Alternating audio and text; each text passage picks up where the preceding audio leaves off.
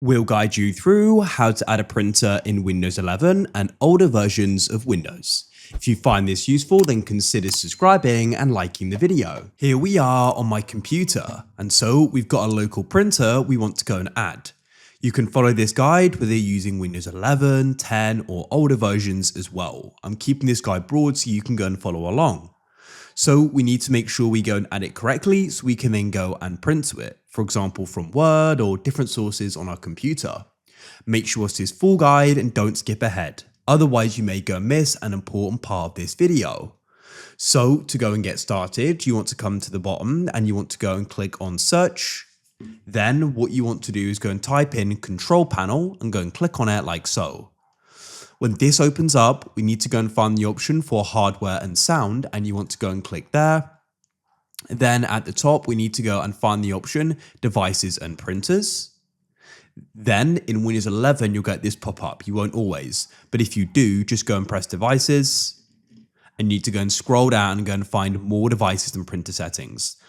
Otherwise, in older version of Windows, you'll just get brought straight here when you click. Now, what you can do is you can come to the top left and you're going to go and find the option for add a printer and you want to go and click there. Now, you may go and find the printer goes and appears here. If it does, then you can simply go and click on it and you can add it. Otherwise, you can press the printer I want to add isn't listed.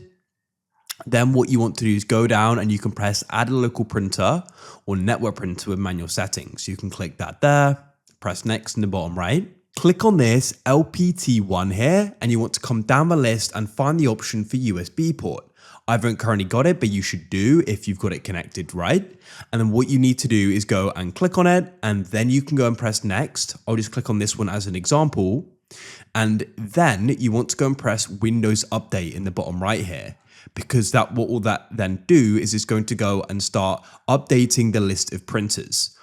And you can then go and find the manufacturer and the model. So just go and wait for this to go and load. When it goes and loads, you can go and find your manufacturer on the left here. And then what you can do is go and find the model. So you can scroll down and go and select it. Then you can go and press next in the bottom right. Just leave the name as it is and press next. And then it will go and start installing. I went and had a security pop up there, so just agree to it. And now just go and wait for it to go and complete. It shouldn't go and take too long. When you successfully added it, you can go and print a test page just to go and test it, and you can press finish, and that's it.